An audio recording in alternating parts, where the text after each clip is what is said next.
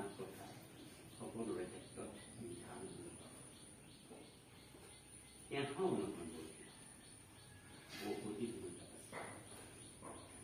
আজি ছাৰ এই ৩৬ বছৰীয় কাৰ্যকাল সমাপ্ত কৰিলে 2023 বৰ্ষৰ মাৰ্চ মাহৰ ১ তাৰিখৰ পৰা 2024 বৰ্ষৰ ৩১ মে আজিৰ তাৰিখলৈকে ছাৰে ১৫ মাহ বিদ্যালয়ৰ প্ৰধান শিক্ষকৰ অনুমোদন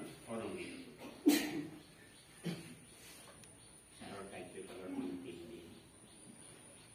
আমাৰ সকলোৰে বেয়া লাগিছে, মোৰ বিশেষকৈ লাগিছে, কাৰণ মই আকৌ কৈছোঁ যে মই তাহানিৰ যুগৰ পৰা আছোঁ আৰু ময়ো এদিন ছাৰৰ দৰেই এই বিদ্যালয়ৰ পৰা ঘৰ গুচি যাব। ছাৰ কালিলৈৰ পৰা এই দ্বিতীয় ঘৰখন ছাৰৰ দ্বিতীয় ঘৰ হৈ থাকিব, কিন্তু গতানুগতিক যিটো ব্যৱস্থা চৰকাৰী কৰ্তৃপক্ষৰ সেইটো হৈ নাথাকিব, খবৰ থাকি ল'ব বুলি মই ভাবিছোঁ। তেনেকৈ আমাৰ অন্যান্য শিক্ষাগুৰুসকলো যিবোৰ অৱসৰপ্ৰাপ্ত আহে। ছাৰক লৈ তোমালোকক আমি এইকাৰণে বহিছো,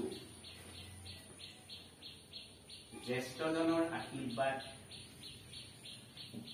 আমাৰ শৰীৰৰ কাৰণে তাৰে আশীৰ্বাদ এটা তোমালোকক দিব। সেইকাৰণে ছাৰ আমাৰ মাজত আছে। তোমালোকৰ নিস্তব্ধতাই আজি প্ৰমাণ কৰিছে ছাৰক তোমালোকে কেনেদৰে ভাল পোৱা। হয়, কাঁহী বাতি কেইটামান একেলগে থাকিলেও তাৰমানে টুকুৰা টুকুৰি শব্দ হয়, কিন্তু একেঠাতে আকৌ জাপি দিয়া হয়। লাগিলে বাতিৰ ঠাটকৈ হওক বা বাচনৰ বা বৰ্তনৰ ঠাটকৈ।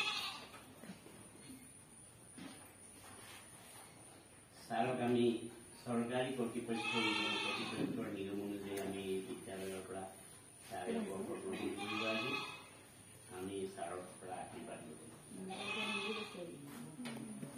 বহু কথা ক'বলৈ অলপ সময় নাই আৰু মই আচলতে অকণমান আৱেগিকো হৈ গ'লো।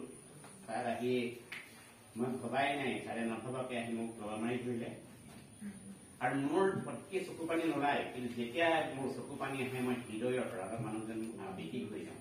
তেতিয়া মই ক'ৰবাত বক্তৃতা দি থাকিলেও সেই অৱস্থাটো হ'লে বাহিৰৰ পৰা আহিছে আপুনি অকণমান ৰৈ দিয়ক, পানী অকণমান খাই আকৌ কৰক, ২, ৩, ৪ ঘণ্টালৈকে মই কথা কৈ থাকোঁ। আৱেগিক ছাৰে আহি মোক ধৰাৰ লগে লগে হাতত কলমটো তুলি দিয়াৰ লগে লগে মই আৱেগিক হৈছোঁ। ছাৰৰ আৰু এটা কথা বেছিকৈ দুখ লাগিছে, ছাৰ ইয়াত ৩জোপা গোলাপ দিছিল। গোলাপ দুজোপা ফুলিলে সুবাহিত, তাসৰীন, সাদিৰা, মজিদা। ছাৰে নিজ হাতেৰে এই পুলিকেইটা ৰোপণ কৰিছিল বিদ্যালয়ৰ বাকৰিত। আজি ফুলিছে, ছাৰে কথাটো কৈছে মোক। আৰু সেই সময়ৰ হক ছাৰ আছিল ইয়াৰ আগৰজন প্ৰধান শিক্ষক। এই কথাবোৰে মাজে মাজে আমনি দিব।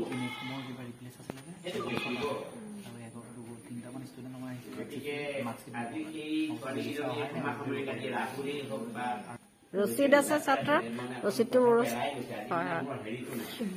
ধাৰাটো নাই মানে এৰাই গৈছে। এই সকলোবিলাক কনিষ্ঠ আৰু সেইসকলৰ ভিতৰত এতিয়া মই ঠেং দাঙি থকা মানুহজনে হলো মই কৈছো অথনি যে মই এতিয়া অস্তমিত সূৰ্য মই আবেলি সময় হৈছে, দিনটো পাৰ হৈছে, আবেলিৰ সময় এতিয়া মোৰ বাবে। এনেকে আহিব আৰু যাব, জগতৰ এইটো নিয়ম।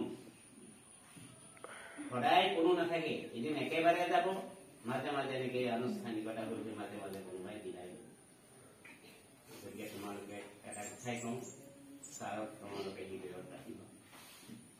যেনেকে ইয়াত থাকোঁতে সন্মান প্ৰদৰ্শন কৰিছে, বাটে ঘাটে কেতিয়াবা ছাৰ ভালে আছে নে, ছাৰ পৰীক্ষা গৈছে।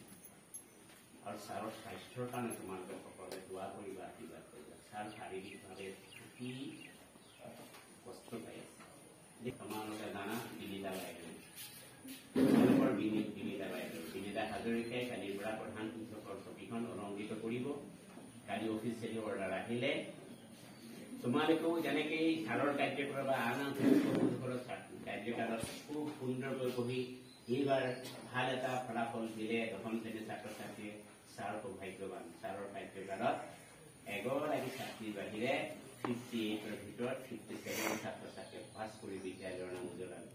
আমি ভাবিছোঁ অনাগত দিনত বিনীতা বাইদেউৰ পাঠ্যকালত তোমালোক সকলোৱে 9, 10 এতিয়াই ভাবিলোঁ যে আমি সেই এজনীও যাতে ক'তো নাথাকে একো নাই, অৰ্থাৎ 10% ৰিজাল্ট তোমালোকে কোনোৰ পৰা সেইটো কথা ভাবিবা ট্ৰাই কৰা। গতিকে বিনীতা বাইদেউৰ নেতৃত্বত কালিলৈৰ পৰা প্ৰধান শিক্ষক হ'ব, তাৰ নেতৃত্বত বিদ্যালয়খন চলিব, আগৰ দৰে চলিব।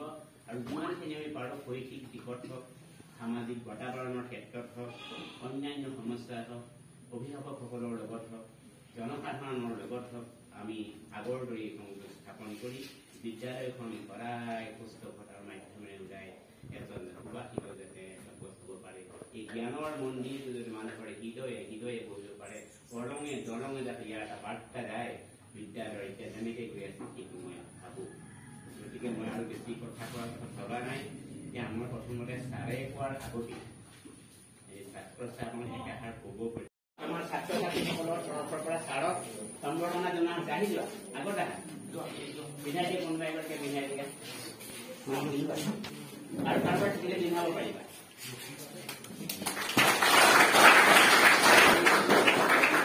এই আমাৰ বিদ্যালয়ৰ জেনেৰেল ছেক্ৰেটাৰী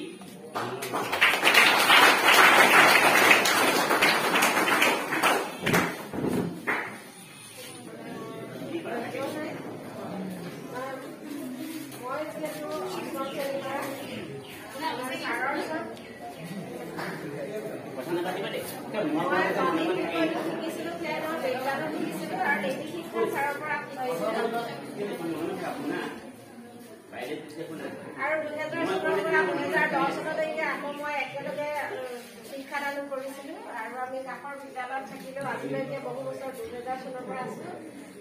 আৰু এতিয়াও ছাৰৰ মানে ষ্টুডেণ্ট হিচাপে বুলি নহয়, ছাৰে নাম নামাতে, ছাৰে মাতে ছোৱালী বুলি। আমাক পঢ়োৱা দিনৰ পৰা আজি তাৰিখলৈকে ছাৰে আমাক নিজৰ ছোৱালী নিচিনা ভাবে আৰু ছোৱালী বুলিয়ে ভাবিছিল। আজি মই এই সময়ত ছাৰক এখন মই অসমীয়াৰ মান তামোলেৰে মই যদি কেতিয়াবা ছাত্ৰ জীৱনৰ পৰা আজিলৈকে যদি কিবা লগাইছো, মই মাত বিচাৰিছো, মই ছাৰক তামোল শুনাই গৈছো। বহুত ভাল, বহুত ভাল।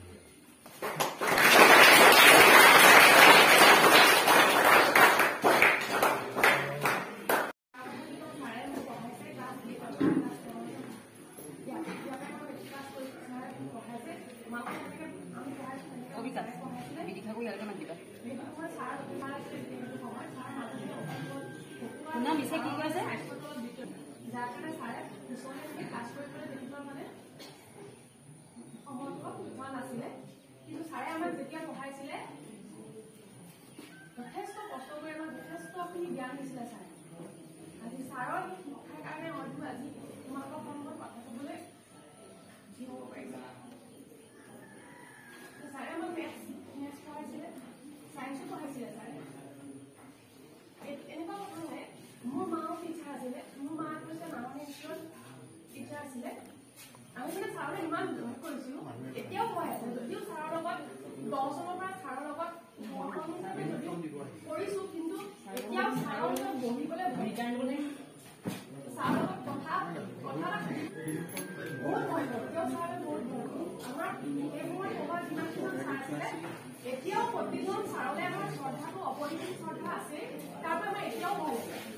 কিবা এটা তোমালোকে যেনেকে আমাৰ অফিচত গৈ এপ্লিকেশ্যন এখন দিবলৈ তেনেকে ভয় কৰা ছাৰলৈ, আমিও ভয় কৰো, এতিয়াও ভয় কৰো। মিছে কি কৈছে, এতিয়াও এটা চিৰিয়েল ল'বলৈ বা ছুটি এটা ল'বলৈ তোমালোকে যেনেকে আমাৰ অফিচত যোৱা ভয় কৰা, সোমাম নে নোসোমাম আমাক কৈ থকা, আমাৰো সেই ভয়টো আছে। এতিয়াও যদি ছুটি ল'বলৈ যাওঁ, এপ্লিকেশ্যনখন দিবলৈও ছাৰক ভয় লাগে, তাক লাহেকে ছুটি এটা লাগিছে। আমি ইমানো সাহস নহয়, কেলে নহয় ছাৰৰ প্ৰতি যিটো ভয়, ছাৰ শিক্ষক হিচাপে যিটো আমি ষ্টুডেণ্ট হিচাপে যিখিনি ভয় কৰিব লাগে, যিখিনি শ্ৰদ্ধা কৰিব লাগে, এতিয়াও আছে। আৰু মোৰ মা যিহেতু নামনি স্কুলত চাকৰি কৰিছে, আহোঁতে যাওঁতে সদায় এটাই মই ছাৰক লগ নাপালে হয় দেই, সেইটোৱে চিন্তা কৰোঁ। আকৌ ছাৰ মা লগ নাপালে হয়, তেতিয়াতো চাইকেল বা তেনেকেহে মানুহবোৰ আৰু মাহঁতো মাহঁতে বেছিভাগ খোজকাঢ়িয়ে যায়, ইয়াৰ পৰা নাহৰিলে তেনেকুৱা আছিলে আৰু ঘৰত যেতিয়া বাইক যেতিয়া স্কুটাৰ আছিলে তেনেকে থবলৈ যায়, কিন্তু কেতিয়াবা কিন্তু মা অকণমান আগবাঢ়ি আহে।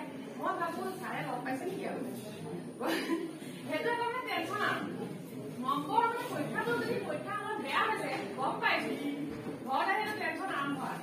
বহীখন নিদিয়ালৈকে এটা টেনশ্যন থাকে, ছাৰে লগ পাইছে নেকি, কৈছে নেকি, সেইটো মানে বহুত ভয়। তেতিয়া মানে আমাৰ একচুৱেলি এতিয়া তোমালোকে ধৰা বেছি কথা ভয় নাই বুলিয়ে কৈছো শিক্ষকৰ প্ৰতি, কিন্তু আমাৰ ছাৰহঁতৰ প্ৰতি যথেষ্ট ভয়ো আছিলে, শ্ৰদ্ধাও আছিলে। ছাৰহঁতে এইখিনি বহি থাকে বুলি ক'লে বহিলো আৰু মানে কৰিবলৈ নাই আৰু আমিও পিটন খাই প্ৰত্যেকে পিটন খাই মানে যিটো ষ্টেজ স্কুলৰ ষ্টেজত চবেই তোমালোকে যেনেকে পিটন খাইছা কিবা কিবি যিবোৰ থাকে আমাৰো আছে, থাকিবই ষ্টেজত থাকিবই। বুজি পাইছানে?